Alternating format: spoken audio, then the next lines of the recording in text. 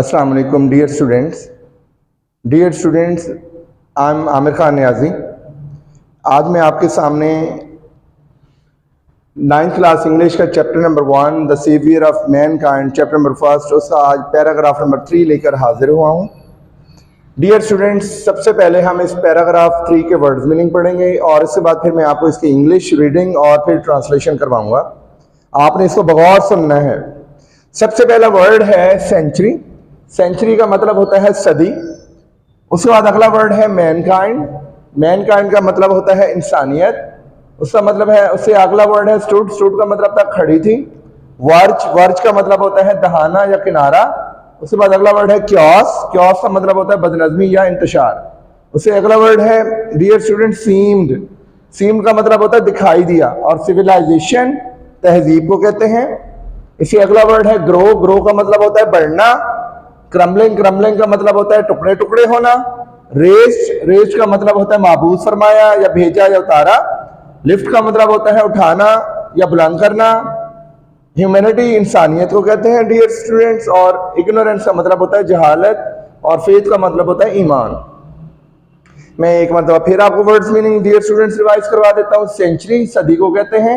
Mankind इंसानियत। Stood का मतलब खड़ी थी। वर्च का मतलब दहाना या किनारा। क्योस कहते हैं डियर स्टूडेंट्स बदनज़मी या इंतशार को। सीम का मतलब दिखाई दिया। सिविलाइजेशन कहते हैं तहजीब को। ग्रो का मतलब होता है बढ़ना। क्रम्बलिंग का मतलब होता है टुकड़े टुकड़े होना। रेस्ट का मतलब होता है महबूस फरमाया। लिफ्ट उठाना या बुलंद करना। ह्यूमैनिटी का मतलब होता है इंसानियत। और इग्नोरेंस का मतलब क्या होता है डियर स्टूडेंट जहालत। और फेथ कहते हैं ईमान को।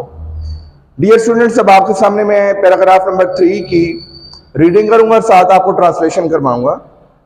तो शुरू करते हैं। बिस्मिल्लाहिर्रहमानिर्रहीम। In the 5th and 6th century, mankind stood on the verge of chaos. 5वीं और 6ठी सदी ईस्वी में इंसानियत तबाही के दहाने पर खड़ी थी या बदनज़मी का शिकार थी। 5वीं और 6ठी सदी ईस्वी में इंसानियत बदनज़मी का शिकार थी या 5वीं और 6ठी सदी ईस्वी में इंसानियत तबाही के दहाने पर खड़ी थी। It seemed that the civilization which had taken 4,000 years to grow had started crumbling.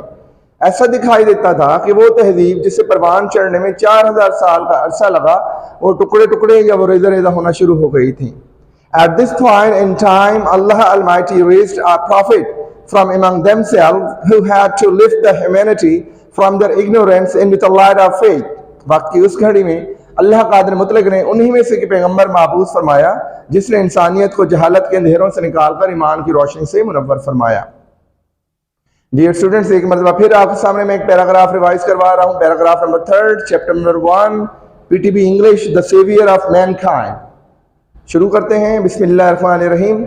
In the 5th and 6th centuries, mankind stood on the verge of chaos. 5वीं और 6ठी सदी ईस्वी में इंसानियत तबाही के दहाने पर खड़ी थी। It seemed that the civilization which had taken 4,000 years to grow had started crumbling. ऐसा दिखाई देता था कि वो तहजीब जिसे परवान चढ़ने में 4,000 साल का अरसा लगा, वो टुकड़े टुकड़े या वो रेजा रेजा होना शुरू हो गई थी।